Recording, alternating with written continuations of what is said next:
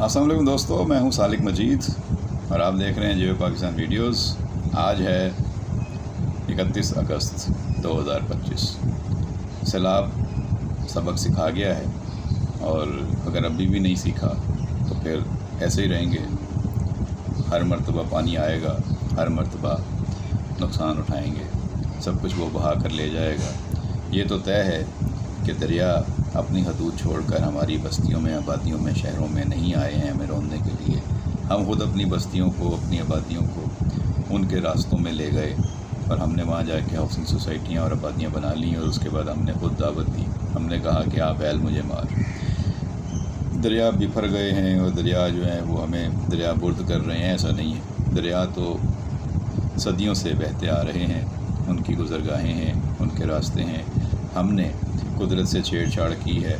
हमें अपने इलाकों में जगह रहने के लिए कम पड़ गई है तो हमने जंगल भी काट दिए हैं, हमने पहाड़ों पर भी जाके सोसाइटियाँ और घर बना लिए हैं और हमने दरियाओं में, नदी नालों पर भी कब्ज़े कर लिए हैं। तो ज़ाहिर है कुदरत से छेड़छाड़ करेंगे तो कुदरत एक दिन जोश में आती है और ये कुदरत का इंतकाम है जो हमें लाहौर में भी नज़र आ रहा है और हमें केपी में भी नज़र आ रहा है, जीबी में भी नज़र आ रहा है।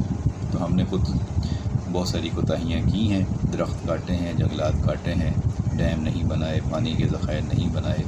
हर दरिया के रास्ते में, हर नदी नाले के पास हमने जो है वो किनारों के पास आबादियाँ बना ली, बल्कि हम दरियाओं के अंदर जाकर बैठ गए। तो इसके बाद तो हमारे साथ जो होना था वो हुआ और इसमें अवॉइडेबल नहीं था, ये होना ही था। अब जो हुआ है इससे सबक सीखना चाहिए। ये सैलाब हमें बहुत सा सबक सिखा गया है कि आइंदा हमें दरख्त नहीं काटने हैं, या दरख्त काटने हैं तो उससे दुगने तिगने दरख्त ज़्यादा लगाने हैं। हमें जंगलों में और हमें जो है वो पहाड़ों पे जो है इस तरह की एक्टिविटी नहीं करनी है जिससे माहौलियात ख़राब हो, बल्कि हमें उनको नेचर के करीब रखना है। हमें अपने दरियाओं के पास आबी ज़खायर बनाने हैं। पानी हमेशा आएगा और हमें डूबने का ख़तरा रहेगा। अगर हम आबी ज़खायर बना लेंगे तो ये पानी जब भी मानसून की बारिशों में या जब भी बरसात के मौसम में आएगा हमारे पास ज़ख़ीरा होगा, तो हमें अपनी ज़राअत के लिए, अपनी गुज़र बसर के लिए आइंदा इस्तेमाल में रहेगा। तो हमें ज़्यादा से ज़्यादा ज़खायर बनाने की कोशिश करनी चाहिए। इन आबी ज़खायर को मुतनाज़ा बनाने की बजाय इनकी हिफाज़त और इनकी अहमियत पर गौर करना चाहिए कि कैसे इस पानी को हम बर वक्त बचा सकते हैं और आगे उसको इस्तेमाल कर सकते हैं। भारत तो हमें हमारा अज़ली दुश्मन है, वो कभी एक कतरा भी इजाफ़ी हमें नहीं भेजेगा। वो तो हो सकता है कि आप भी जा रही है तो लोगों के ज़हन में हो कि उसने पानी छोड़ के हमें डुबोने की कोशिश की है, लेकिन ये पानी वो है जो उसके काबू से बाहर था। यानी वो तो अपने पास मैक्सिमम पानी स्टोर करके रखेगा ताकि पूरा साल वो काश्तकारी करे और अपनी ज़राअत को जो है वो फ़रोग़ दे। वो क्यों चाहेगा कि उसका पानी पाकिस्तान के पास चला जाए और वो उसके डैम खाली हो जाएँ और उसके लोग जो हैं सारा साल पानी के लिए तरसते रहें। तो ये समझने की, सोचने की बात है कि हमें अपनी कोताहियों पे अपने हिस्से का जो काम करना चाहिए था वो हमने नहीं किया। हमें उस पर बात करनी चाहिए और हर सूबे को आबी ज़खायर बनाने चाहिए। जहाँ जहाँ से दरिया गुजरते हैं उनके आने वाले इजाफी पानी को जब भी वो आए, 1 साल में आए, 5 साल में आए, 10 साल में आए, जब भी आए तो वो पानी का ज़ख़ीरा करने का कोई इंतज़ाम हमें करके रखना चाहिए। तो एक तो तरफ सैलाब है, ज़ाहिर है कि उसके ऊपर तो अब हर तरफ बात हो रही है और सिर्फ हलीम खान निशाने पर है। बाकी सोसाइटियाँ तो सब ने बनाई हैं और किसी दरिया का आप नाम ले लें, किसी सूबे का आप नाम ले लें, किसी नदी नाले का ले लें, हर जगह तजावुज़ात हैं, हर जगह जो है वो इंक्रोचमेंट है, हर जगह जो है वो लोग डूबते इसलिए हैं कि वहाँ है। हलीम खान ने कोई अच्छा काम नहीं किया अगर उसने दरिया के बेड में ज़मीनें ली हैं, लेकिन जिन्होंने दी हैं NOCs किसी भी दौर में और जो उसके साथ और भी इस तरह के बहुत से हैं, तो इन सब के ख़िलाफ़ अब कोई हुकूमत को, इंतज़ामिया को, रियासत को बैठ कर सोचना होगा कि नदी नालों के और दरियाओं के किनारों पे जो आबादियाँ हमने बना दी हैं इनको सलीके से वहाँ से हटाएं और मुंतकिल करें और अपनी आबादियों को डिज़ाइन करें और अपने शहरों को बेहतर तरीके से अर्बनाइज करें और अपने लोगों को महफूज ज़िंदगी इख्तियार करने का जो है वो ढंग सिखाएं। हर मरतबा हम कब तक ये सैलाब आता रहेगा और हम इसके नुकसानात बर्दाश्त करते रहेंगे और फिर बहाली पे हम लोगों से इमदाद लेते रहेंगे, कर्ज़े लेते रहेंगे। अब मैं 2 ख़बरें पढ़ रहा हूँ आपके सामने, खुद ही आपको अंदाज़ा हो जाएगा। एक तो एशियाई तरक्की बैंक जो एशियन डेवलपमेंट बैंक है, एशियाई तरक्याती बैंक का सैलाब मुतासरीन के लिए हंगामी इमदाद का ऐलान। ये ADB के सदर जो हैं ये आए हुए थे पाकिस्तान 3 दिन के दौरे पर। इन्होंने दरिया रावी का दौरा किया اور فلڈ ریلیف کے لیے ایمرجنسی گرانٹ کا فیصلہ کر لیا۔ ظاہر ہے جب آپ جاتے ہیں وہاں پہ تباہی دیکھتے ہیں، نقصان دیکھتے ہیں، لوگوں کی دہائیاں دیکھتے ہیں، ان کی مظلومیت اور ان کی پریشانیاں دیکھتے ہیں، تو پھر آپ کا دل موم ہو ہی جاتا ہے۔ تو ایشین ڈیولپمنٹ بینک نے پاکستان میں سیلاب سے متاثرہ افراد کے لیے فوری طور پہ $3 ملین، یہ تقریباً $30 لاکھ کی ہنگامی امداد کا اعلان کر دیا ہے۔ ایشین ڈیولپمنٹ بینک کی جانب سے جاری کردہ اعلامیہ کے مطابق ADB کے صدر ماساتو کانڈا 3 روزہ دورے پر پاکستان آئے ہوئے تھے اور انہوں نے لاہور میں دریائے راوی کا دورہ کیا اور فلڈ ریلیف کے لیے $30 لاکھ کی ایمرجنسی گرانٹ دینے کا فیصلہ فوری طور پہ کر لیا۔ تو صدر ADB نے کہا کہ پاکستان اس وقت ایک تباہ کن سیلاب کا سامنا کر رہا ہے جس نے ہزاروں خاندانوں اور برادریوں کو بے گھر کر دیا ہے، اس لیے ان کی امداد ضروری ہے۔ انہوں نے کہا کہ ایسے مشکل وقت میں ایشین ڈیولپمنٹ پاکستان کے ساتھ کھڑا ہے اور جب بھی قدرتی آفات آتی ہیں ہم فوری مدد فراہم کرتے ہیں تاکہ متاثرہ کمیونٹیز باعزت طریقے سے دوبارہ اپنے پیروں پر کھڑی ہو سکیں۔ یہ اچھی سوچ ہے۔ انہوں نے وزیر اعظم سے ملاقات بھی کی اور ترقیاتی اقدامات پر بھی بات کی۔ وزیر اعظم سے ملاقات کے دوران انہوں نے سیلاب متاثرین سے اظہار ہمدردی کے ساتھ ساتھ پاکستان میں سرمایہ کاری، نجی شعبے کی شمولیت اور توانائی کے شعبے میں پاکستان کے اہم کردار پر تبادلہ خیال بھی کیا۔ یہ اچھی بات ہے۔ بات چیت میں ٹرانسپورٹ، توانائی، شہری ترقی، تعلیم و صحت جیسے شعبوں میں ADB کی جاری سرمایہ کاری پر بھی گفتگو ہوئی۔ تو پہلے سے ایشین ڈیولپمنٹ بینک جو ہے وہ پاکستان میں مختلف شعبوں میں اپنی انویسٹمنٹ کر چکا ہے اور وہ اس کی پروگریس بھی دیکھتے رہتے ہیں، انہیں اندازہ ہوتا ہے کہ کتنا کام ہوا ہے کتنا نہیں ہوا۔ ریکوٹک منصوبہ اور معدنیات میں بھی سرمایہ کاری پر بات ہوئی ہے۔ 21 اگست کو ADB نے ریکوٹک مائننگ پروجیکٹ کے لیے $410 ملین کی مالیاتی پیکج کی منظوری دی، جو کہ 40 سال بعد بینک کی مائننگ سیکٹر میں واپسی ہے۔ یہ منصوبہ پاکستان کو دنیا کے اہم تانبے اور سونے کے ذخائر میں سے ایک کا حامل بنائے گا اور صاف توانائی کی عالمی تبدیلی میں پاکستان کا کردار مضبوط کرے گا۔ تو یہ اچھی خوشخبری ہے پاکستانیوں کے لیے کہ ایشین ڈیولپمنٹ نے $410 ملین پاکستان کی مائننگ ریکوٹک منصوبے میں لگانے کے لیے فراہم کرنے کا اعلان کیا۔ کمیونٹی سے ملاقات میں اپنے دورے کے دوران ADB صدر نے اسلام آباد میں بے نظیر انکم سپورٹ پروگرام کے 1 ونڈو سینٹر کا دورہ بھی کیا، جہاں انہوں نے مستفید ہونے والوں سے ملاقات کی اور شکایات کے ازالے کے لیے نئے نظام کا افتتاح بھی کیا۔ انہوں نے لاہور میں پاکستان کی پہلی پائیدار ایوییشن فیول فیکٹری کا بھی دورہ کیا، جو استعمال شدہ کوکنگ آئل سے تیار کیا جائے گا اور ADB کے تعاون سے تیار کی جا رہی ہے یہ فیکٹری۔ اس کے علاوہ انہوں نے ملک میں کاروباری رہنماؤں اور CEOs سے بھی ملاقاتیں کی تاکہ نجی شعبے میں سرمایہ کاری اور شراکت کے مواقع پر گفتگو کی جا سکے۔ ان ملاقاتوں میں ملک کی ترقیاتی ترجیحات، جاری اصلاحاتی ایجنڈے اور مستقبل کے ترقیاتی منصوبوں پر تبادلہ خیال کیا گیا۔ پاکستان کو ADB اب تک کتنی امداد دے چکا ہے، اس کے بارے میں اگر آپ جاننا چاہتے ہیں تو یہ بھی آپ بتا دیتے ہیں کہ ADB نے 1966 سے پاکستان کو اپنا پارٹنر بنایا ہے یا ہم ان کے پارٹنر بنے ہوئے ہیں اور اب تک $43 ارب سے زیادہ کی مالی امداد فراہم کر چکے ہیں۔ $43 ارب 1966 سے پاکستان کو صرف ایشین ڈیولپمنٹ بینک دے چکا ہے۔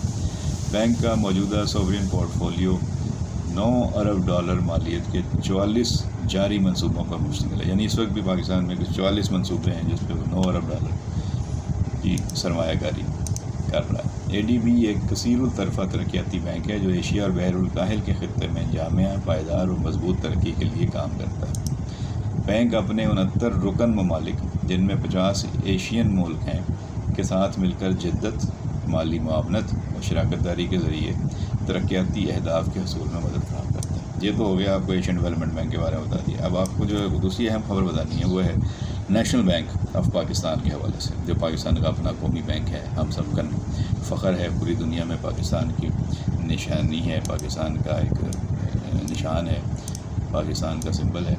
تو NBP یعنی کہ نیشنل بینک آف پاکستان نے 2025 کی شاندار کارکردگی کا مظاہرہ کیا اور اس کی آمدن 58% بڑھ گئی ہے اور اس کی آمدن 157 ارب اور 10 کروڑ روپے سے تجاوز کر گئی۔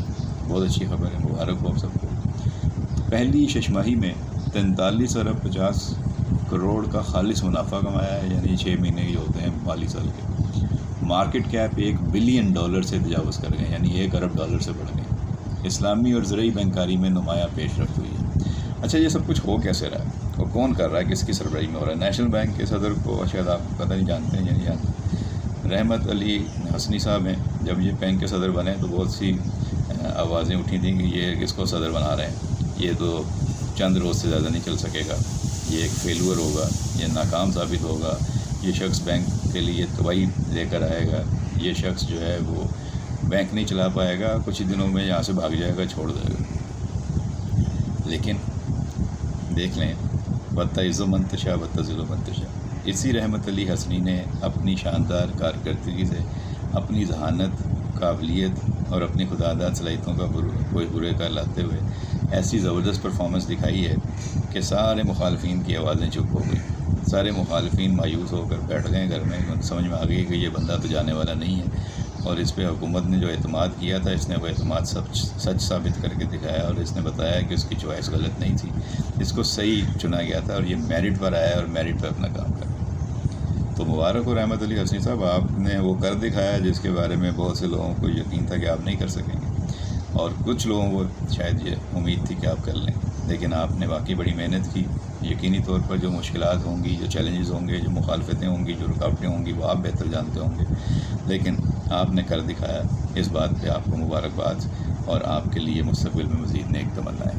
تو نیشنل بینک آف پاکستان کے بورڈ آف ڈائریکٹر کا اجلاس گزشتہ روز منعقد ہوا، جس میں 30 جون 2025 کو ختم ہونے والی شش ماہی کے عبوری مالیاتی گوشواروں کی منظوری دی گئی. اب خبر ہے مزیدار، اس لیے میں پڑھ رہا ہوں. رپورٹ کے مطابق بینک نے ایک اور شاندار کارکردگی کا تسلسل برقرار رکھتے ہوئے کل آمدن 157 ارب 10 کروڑ روپے کی رپورٹ پیش کی، جو پچھلے سال کے 99 ارب اور 20 کروڑ روپے کے مقابلے میں 58 ارب روپے زیادہ ہے، یا 58.4% کا نمایاں اضافہ ریکارڈ ہوا. یہ نتائج فنڈ بیسڈ اور نان فنڈ آمدن دونوں ذرائع سے مضبوط تعاون کی عکاسی کرتے ہیں. شرح سود میں کمی کے رجحان کے باوجود مجموعی سودی آمدن 411 ارب روپے ہے، جو گزشتہ سال 566 ارب کے مقابلے میں 27% کم. تاہم فنڈز کی لاگت میں 43% کمی آ کر 280 ارب روپے پر محدود رہنے سے خالص سودی آمدن 130 ارب روپے رہی، جو سال بسال 76% اضافہ ہے. سازگار مارکیٹ ماحول کے باعث بینک نے 5.3 ارب روپے کے کیپٹل گین حاصل کیے، جس سے نان فنڈ آمدن 26.6 ارب روپے ہو گئی، جو سال بسال 6.3% زیادہ ہے. ہر لحاظ سے بینک آگے بڑھ رہا ہے. ڈیویڈنڈ آمدن 3.1 ارب روپے رہی، جو گزشتہ سال یہ 3 ارب روپے تھی، جبکہ فیس اور کمیشن کی آمدن 22.3% اضافے کے ساتھ 14.7 ارب روپے تک پہنچ گئی، جو برانچ بینکنگ آپریشن کی مضبوطی کو ظاہر کرتی ہے. اب اگر عملی اخراجات افراط زر کے دباؤ کے مطابق 59.1 ارب روپے تک پہنچ گئے، جو گزشتہ سال کی اسی مدت کے 51.3 ارب روپے کے مقابلے میں 15.2% زیادہ ہیں. محتاط رسک مینجمنٹ حکمت عملی کے تحت بینک نے 4.8 ارب کا نیٹ کریڈٹ لاس الاؤنس ریکارڈ کیا. نتیجتاً ٹیکس سے قبل منافع 93.2 ارب روپے جون 2024.6 ارب روپے، اور ٹیکس کے بعد منافع 43.5 ارب روپے جون 2024.4 ارب روپے تھا، جو صنعت میں دوسرا سب سے زیادہ ہے. قابل ذکر بات یہ ہے کہ 2024 کی پہلی شش ماہی میں ایک وقتی پینشن لاگت 49 ارب روپے شامل تھی، جس نے گزشتہ سال کے منافع پر نمایاں اثر ڈالا تھا. بیلنس شیٹ کے اعتبار سے بینک کے کل اثاثے 7.8% بڑھ کر 7.2 خرب تک پہنچ گئے، جبکہ 2024 کے اختتام پر یہ 6.7 خرب روپے تھے. سرمایہ کاری کی لاگت پر 9.4% اضافے کے ساتھ 4,897.6 ارب روپے رہی، جبکہ مجموعی ایڈوانسز میں 5.5% کمی ہو کر 1,580 ارب روپے تک پہنچ گئی. ڈپازٹس 4,704 ارب روپے پر رہے، جبکہ سی اے ایس اے تناسب 82.9% پر مضبوط ہے. تو یہ بہت اچھے زیادہ شمار ہیں. آپ کو مبارک ہو کہ ہمارا قومی بینک بہت ترقی کر رہا ہے، کامیابی حاصل کر رہا ہے، نئے سنگ میل عبور کر رہا ہے. اور رحمت علی حسنی صاحب اور پورے بورڈ آف ڈائریکٹرز کو، نیشنل بینک کی تمام انتظامیہ کو، اور تمام ان ملازمین کو جنہوں نے بڑی محنت سے اور بڑی ذہانت اور قابلیت سے اور صلاحیتوں سے اس بینک کی ترقی میں اپنا کردار ادا کیا ہے، اپنا حصہ ڈالا ہے، ان سب کو مبارک ہو۔ امید کرتے ہیں کہ اسی طرح کی اچھی خبریں ہمیں دیگر قومی اداروں سے بھی ملیں گی اور آنے والے وقت میں ہمیں معیشت مزید مضبوط اور خوشحال ہوتی ہوئی نظر آئے گی، اور اس کے اثرات پاکستان کے عام لوگوں پر بھی جلد از جلد ہوں گے۔ اس کی امید کرنی چاہیے، اور اس کے لیے جو ہے یہ خبریں آپ کے ساتھ شیئر کرنے کا مقصد یہ ہوتا ہے کہ آپ کو تازہ صورتحال پتہ چلتی رہے اور آپ موازنہ کر سکیں کہ پہلے کیا ہوتا تھا اور اب کیا صورتحال ہے۔ ویڈیو طویل ہو رہی ہے، باقی باتیں آئندہ ویڈیو میں انشاءاللہ۔ ویڈیو پسند آئی ہو تو لائک اور شیئر ضرور کیجیے گا۔ چینل پر آنے والے نئے دوستوں سے ہمیشہ درخواست رہتی ہے کہ چینل کو سبسکرائب کر کے ہماری حوصلہ افزائی کریں، گھنٹی کا بٹن دبا دیں اور اپنا خیال رکھیں۔ بہت شکریہ۔